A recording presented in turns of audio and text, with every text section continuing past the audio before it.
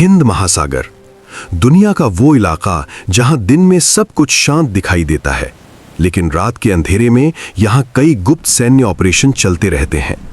4 मार्च 2026 की रात ईरान की नौसेना का एक शक्तिशाली युद्धपोत IRS डेना अपनी लंबी समुद्री तैनाती के बाद वापस लौट रहा था। समुद्र शांत था, मिशन लगभग खत्म हो चुका था, लेकिन अचानक समुद्र के नीचे से आया एक रहस्यमयी हमला और कुछ ही मिनटों में एक शक्तिशाली युद्धपोत समुद्र की गहराई में समाने लगा। उस रात आखिर हुआ क्या था, और क्या यह सिर्फ एक सैन्य घटना थी या आने वाले बड़े संघर्ष की चेतावनी? हिंद महासागर ये सिर्फ पानी का विशाल इलाका नहीं है, ये दुनिया की सबसे महत्वपूर्ण समुद्री रणनीतिक जगहों में से एक है। यहीं से गुजरते हैं दुनिया के सबसे बड़े तेल व्यापारिक रास्ते, सैन्य जहाज़ों की आवाजाही और कई देशों की नौसेनाओं के गुप्त मिशन। इसी समुद्र में ईरान की नौसेना का आधुनिक युद्धपोत IRIS डेना अपने मिशन के बाद लौट रहा था। ये जहाज़ मौज क्लास फ्रिगेट था, लंबाई लगभग 94 मीटर, वजन करीब 1500 टन, अधिकतम गति लगभग 30 नॉट्स।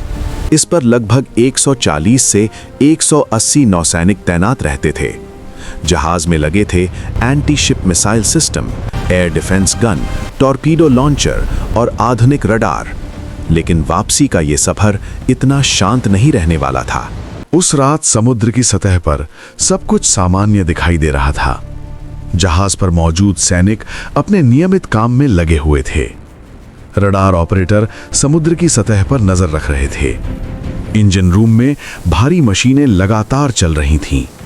लेकिन समुद्र के नीचे करीब 300 मीटर गहराई में एक और ताकत मौजूद थी, एक आधुनिक पनडुब्बी जो बेहद खामोशी से पानी के अंदर आगे बढ़ रही थी।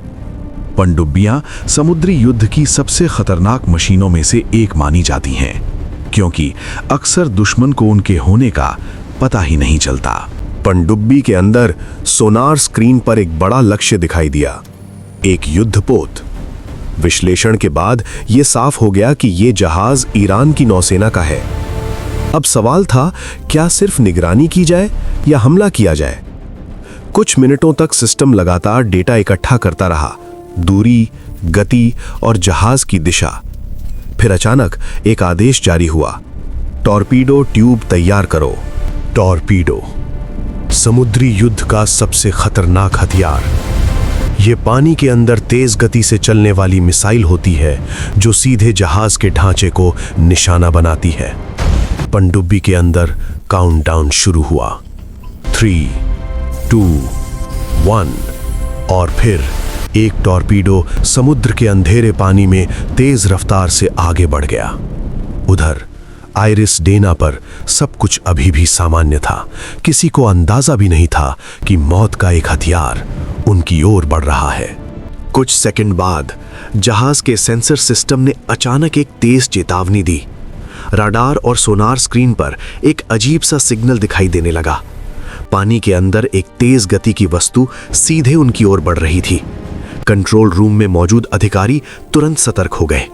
उन्होंने सिस्टम पर उस वस्तु की गति और दिशा देखी और तभी उन्हें समझ आया कि ये कोई साधारण चीज नहीं, ये एक टॉर्पीडो था। लेकिन तब तक बहुत देर हो चुकी थी। समुद्र की गहराई से मौत का वो हथियार पहले ही अपने लक्ष्य के बहुत करीब पहुंच चुका था। अगले ही पल समुद्र के बीच एक भयंकर धमाका हुआ।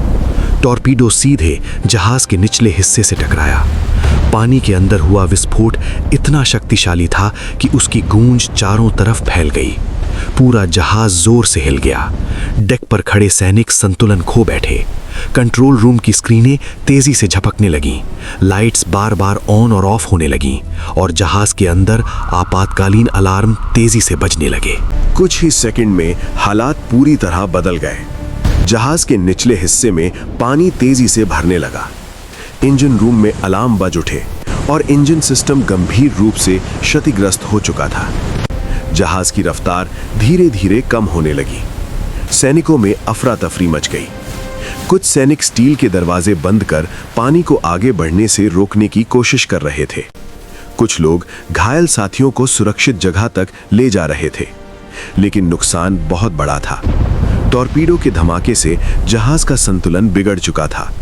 धीरे धीरे पूरा युद्धपोत एक तरफ धुकने लगा और कुछ ही मिनटों में सबको समझ आ गया कि इसे बचाना लगभग असंभव है। समुद्र के बीच आयरिस डेना धीरे धीरे डूबने लगा। जहाज अब पूरी तरह संतुलन खो चुका था। डेक पर खड़े सैनिक हर पल हालात बिगड़ते हुए देख रहे थे। तुरंत आदेश दिया गया, जहाज खाली करो। सैनिकों को जल्दी जल्दी इमरजेंसी बोट्स में भेजा जाने लगा। कुछ लोग घायल साथियों को संभालते हुए लाइफ बोट तक पहुंचा रहे थे। ऊपर आसमान में रेस्क्यू हेलीकॉप्टर मंडरा रहे थे। कई सैनिकों को रस्सियों के सहारे हेलीकॉप्टर से बाहर निकाला गया। लेकिन यह घटना सिर्फ एक जहाज का डूबना नहीं थी। ये एक ऐसा हमला था जिसने पूरी दुनिया का ध्यान अपनी ओर खींच लिया।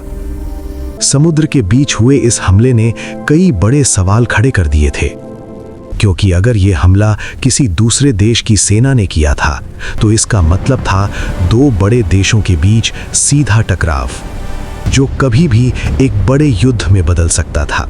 इस घटना के बाद कई सवाल उठने लगे। क्या यह एक गुप्त सैन्य ऑपरेशन था? क्या यह सिर्फ एक चेतावनी थी, या फिर दुनिया एक नए समुद्री संघर्ष की तरफ बढ़ रही है? रडार पर दिखे संकेत, पानी के नीचे हुई हलचल और हमले की सटीक टाइमिंग, सब कुछ इस ओर इशारा कर रहा था कि ये कोई साधारण घटना नहीं थी। सच्चाई जो भी हो, हिंद महासागर की उस रात ने दुनिया को ये याद दिला दिया कि समुद्र की गहराइयों में सिर्फ पानी नहीं होता, बल्कि छिपे होते हैं राज, रणनीतियां और अनदेखे खतरे, जहां हर लहर के नीचे एक नई कहानी जन्म लेती है और कई कहानियां हमेशा के लिए रहस्य बन जाती हैं। और शायद आयरिस डेना की कहानी भी उन्हीं अधूरी कहानियों में से एक है, जो इतिहास के पन्नों में तो दर्ज होगी, लेकिन उसकी पूरी सच्चाई शायद कभी सामने नहीं आएगी।